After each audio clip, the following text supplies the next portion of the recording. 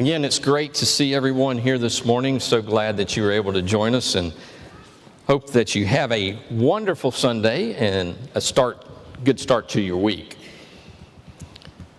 So I want you to think back, for many of you, some of you haven't reached this stage yet, but to that big crush, that first crush that you had that seemed to just float on air. I want you to think back. For girls, this is that crush that, you see this pumpkin spice latte Hallmark movie ending, right? For guys, you're going to come in and you are going to be the one that rescues her from that piece of dirt that she is with now that doesn't know how to treat her. And you're going to treat her right. This first crush that you see, and as you see them, they take your breath away.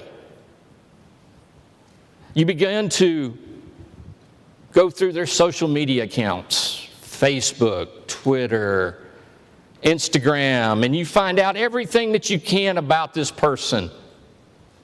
You find out their name. Maybe you even know some of their close friends. Maybe you know some of their family members.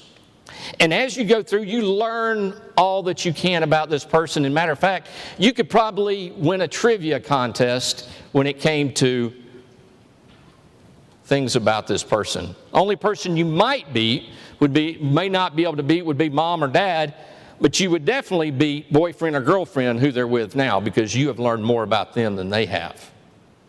Think about this. You go through, and then all of a sudden that moment happens.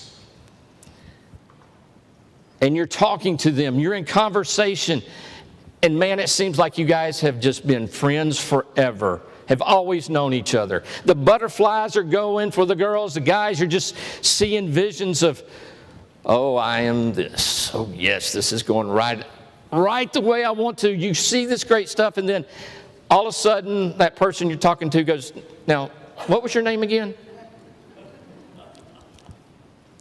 You're completely crushed. Just let down. Unfortunately, I think that sometimes when it comes to knowing Jesus, that's how we are. We know so much about Him. We study about Him. We dive into making sure that everything is perfect when it comes to what we know about Jesus, but we don't really know Him. You know, when you think about that crush, you're hurt. And you're like, don't they know what I've done to get to know them? I've spent at least an hour a week, trying to look at them on social media. I went to an event or two of theirs, maybe even more, when work didn't get in the way. And I tried to be around them as much as possible. Excuse me. Tried to be around him I tried to be around him as much as possible. Woo! So tried to be. This isn't Oregon. Yeah, can I get water? Thank you, Kevin. I'll try this. So you tried to be around the person as much as possible. Still not working, but we're just going to go with it. When work didn't get in the way, didn't the person realize and recognize that, hey, you have a career that you're trying to get, and that's why you couldn't be around them as much? And doesn't the Bible say that if you don't provide for your family, you're worse than an infidel? So you need to be spending that time getting your career together. Oh, and I think it said, Paul also said that, hey, if a man's not going to work, he's not supposed to eat. Well, I think maybe that's a different story for a different time, in that I think there's a difference between providing for our families and climbing the corporate ladder of success to the expense of our families. But doesn't that person who you had the crush on, don't they recognize and realize these couple of hours a week that you sacrificed to be around them, and then they don't know your name? See, the problem is that We didn't get to know them. Spent time getting to know about them. And sometimes it was precious little time that we spent. Do we know Jesus? You know, have you run into the people that can tell you everything there is to know about Jesus? You know, this is the person who, if you're in high school or middle school or elementary school or maybe even college, man, they can wear your onion out in a trivia contest on Bible knowledge. They've got it all figured out, buddy. They have it.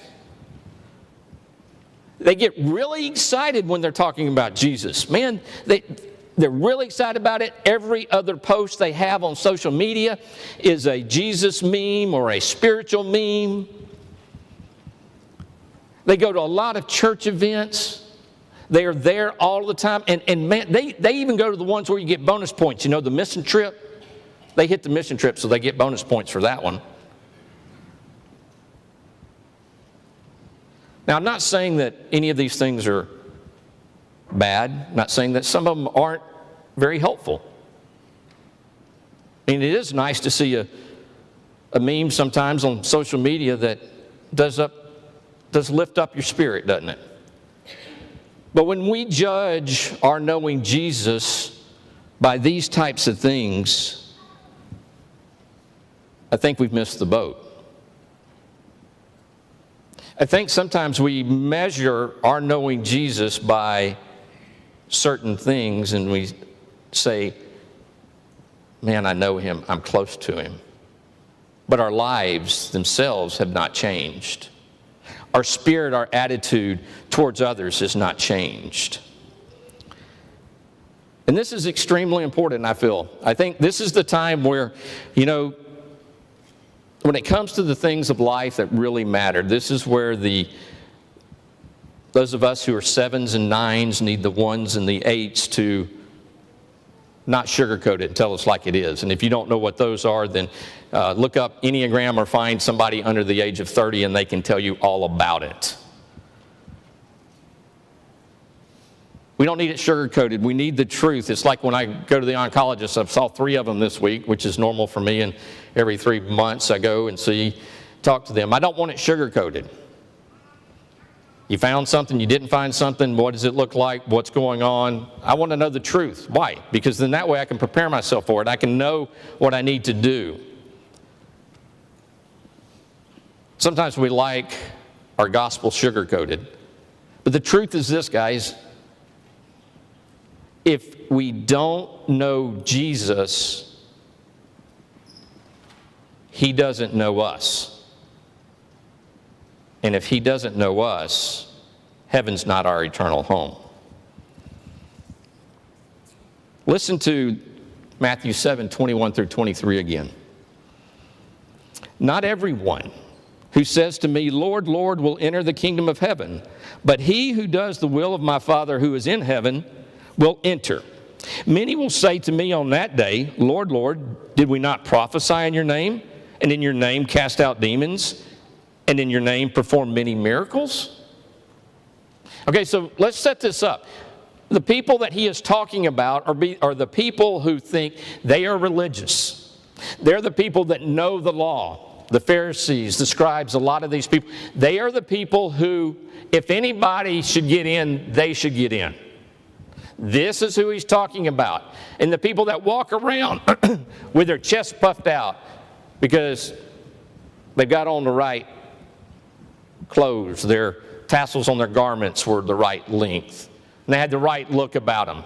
This is who he's talking about. He's talking about the people that think they've got it all together. They think they have it. And he says, and I will say to them, I never knew you. Depart from me, you who practice lawlessness. And knowing about Jesus won't change your heart and your life. But knowing him will transform your heart and transform your life. When you think about it, when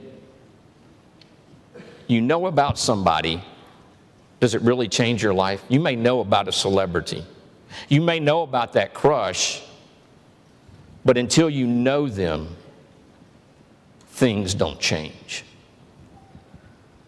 Only will I know Jesus will he know me. John 10:14 says, I am the good shepherd, and I know my own, and my own know me. As I get to know Jesus, and not just about him, I can have a relationship and go from infatuation to true love. And keep in mind, a relationship involves emotion. It involves time. It involves sacrifice. It involves energy. And if we're not spending any of those things in our walk with God and in our relationship with Jesus, we need to stop and take a step back. My love for Jesus and my relationship with him causes me to do things to grow the relationship as I make the relationship more about him and less about me. Like the old song, more of him and less of me. And it ends with all of you and none of me. You know, Paul talked about this in Philippians 3, right? He was explaining to the church there how much he had given up. And he wasn't trying to boast, but he was trying to give them an example. And he said, anything that I would have had gained. And keep in mind, Paul was on that fast track. He was climbing that corporate ladder, so to speak. He was in line to be that next, maybe Gamaliel. That next teacher, that big wig within the Pharisaical community. And what did he say? He said, all of that stuff is loss. He said, not only that, everything I lost. See, Paul lost everything. Not only did he lose his upper career trajectory, but everything that he had. Completely gone. And you know what he said? He said, for the surpassing glory of knowing Christ and the power of his resurrection, it's all worth it. Some of us won't even give up a TV show. Just insert the blank. What is it that I hold on to? When we know Jesus, then we know the Father. And this is something that even the apostles didn't necessarily recognize. Remember in John 14 where Thomas and Philip were questioning them, and Jesus kind of replies to Philip. He says, you've been with me this long and you don't know me, Philip?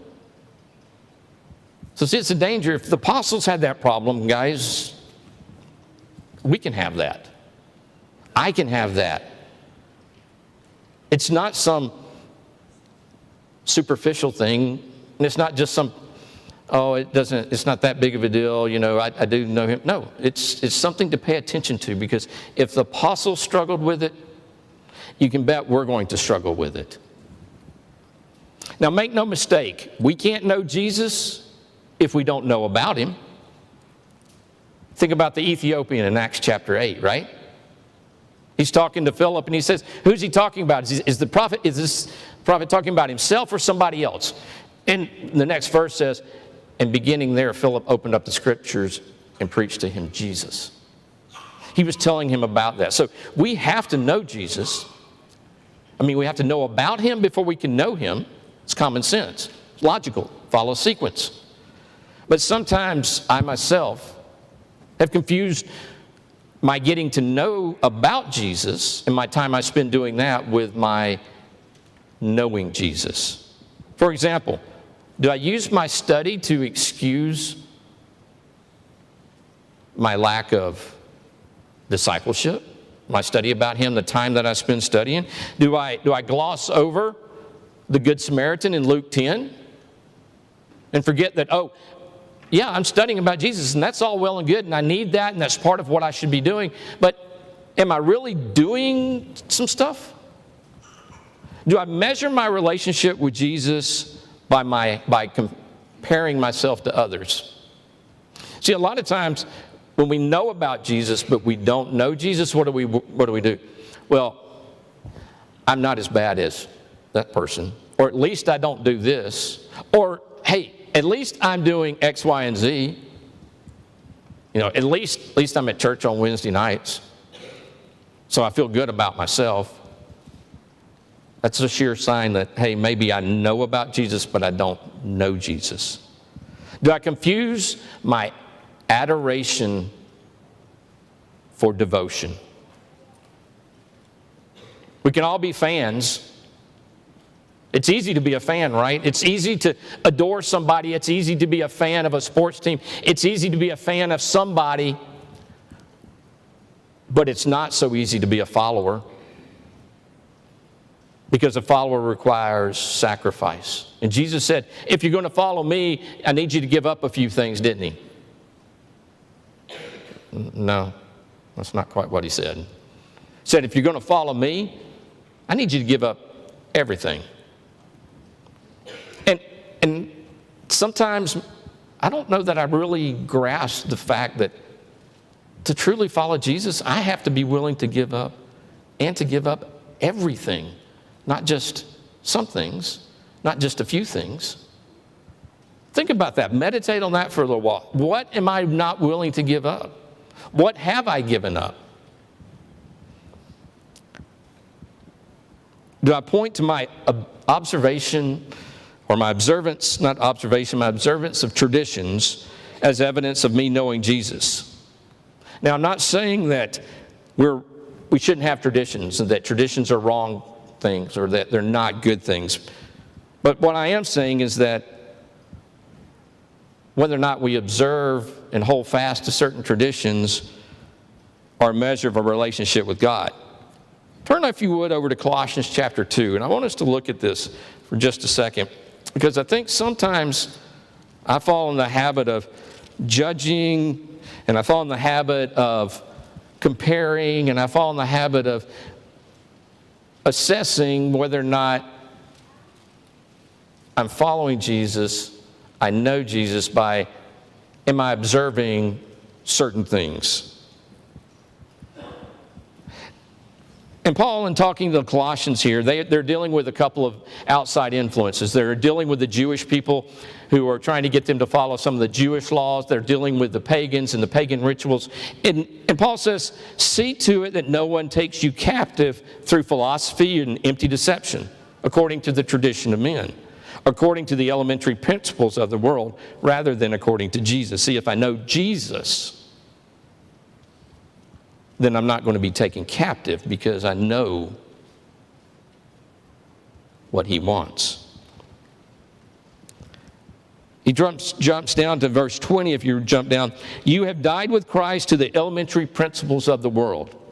If you know Jesus, you have died with the elementary principles of the world. Why? As if you were living in the world, do you submit yourselves to decrees such as do not handle, do not taste, do not touch, which all refer to things destined to perish with use, in accordance with the commandments and the teaching of men. Now here's where I have to check myself, because these matters which have, to be sure, the appearance of wisdom and self-made religion and self-abasement and severe treatment of the body are no value against fleshly indulgence. So check myself. Do some of the things that I measure my relationship with Jesus by, are they things that really matter, that really help me, or are they things that just have the appearance? Too many times I think maybe I'm guilty of measuring myself by things that have the appearance of doing things the right way.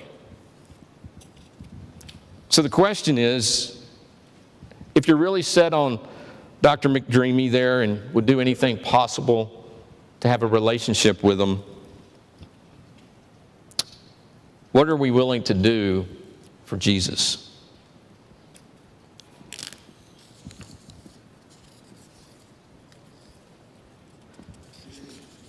Our relationship with Jesus is such that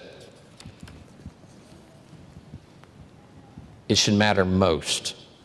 It matters most and above all. The rest of my notes.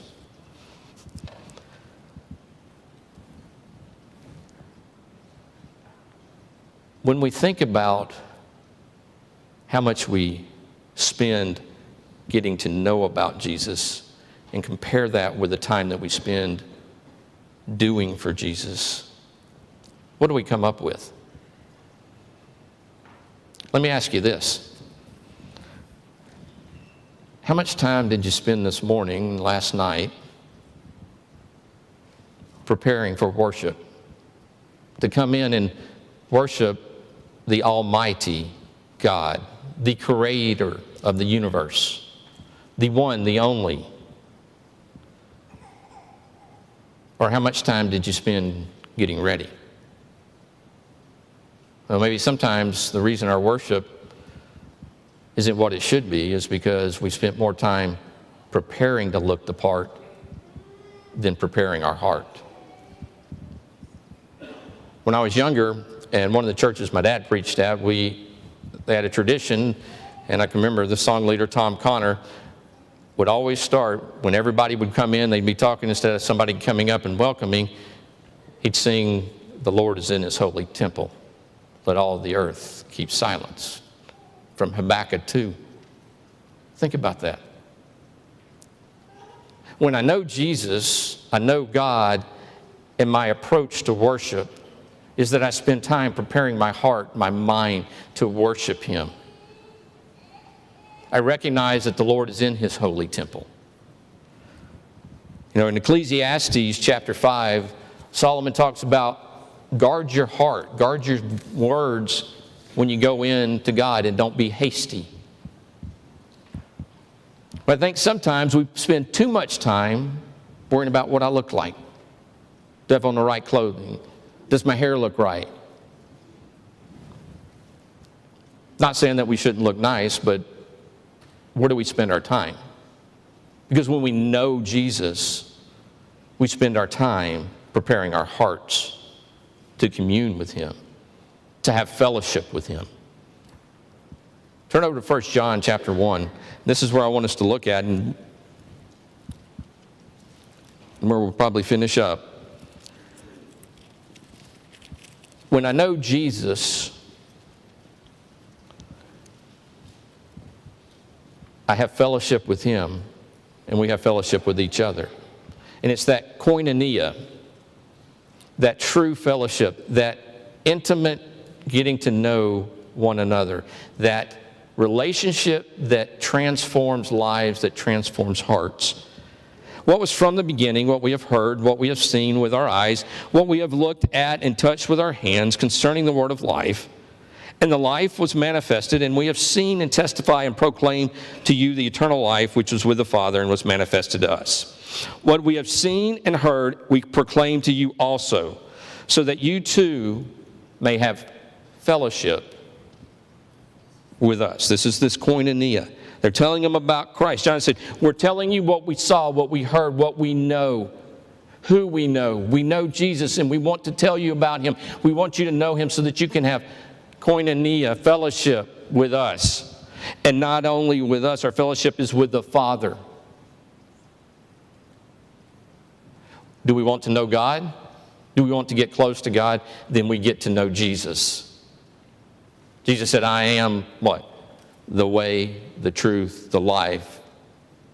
And no one, or some people, go to the Father through me, and maybe Muhammad or Buddha or Hare Krishna, or no, He says only through me. Do I know Jesus? Do I have the fellowship with Him? Because you know, fellowship with Jesus includes reaching up and reaching out. It also includes giving up. Have you been in a successful relationship where you never had to give up anything? Have you been in a successful relationship where you never had to do anything for the other person? Have you ever been in a successful relationship where it was all about you? When I know Jesus, I make it about Him. And it leads me to my discretionary effort. That little extra effort that we have, that we tap into, that the person that you love gets. Or the things that you will do for your spouse that you won't do for anybody else. I sure hope so. Are there things that you will do for your children that you won't do for anybody else? Absolutely. Then why is it when it comes to Jesus, we have a hard time giving up a work event? Why is it when it comes to Jesus, we have a hard time giving up Sunday morning travel? Why is it when it comes to Jesus, we have a hard time studying, praying, and we only spend a few minutes a week, or maybe an hour or two, in fellowship with Him?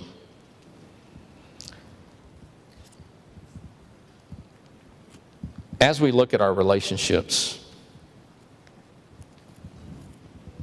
specifically ask that we look at our relationship with Jesus, our relationship with God. And do we know a lot about Him? Are we the trivia expert, or do we know Him? Because if we don't know Him, He doesn't know us. And remember what He said in Matthew 7:23, to those who thought they knew Him, but only knew about Him. I never knew you. How's your relationship with Jesus today? Do we know Him? Do I know Him? Do you know Him? Or do we know about Him? If you've never put Him on in baptism, then you don't know Him. You know about Him. Maybe there's something that you thought you knew about Him, but you only knew about Him. You were like that young crush.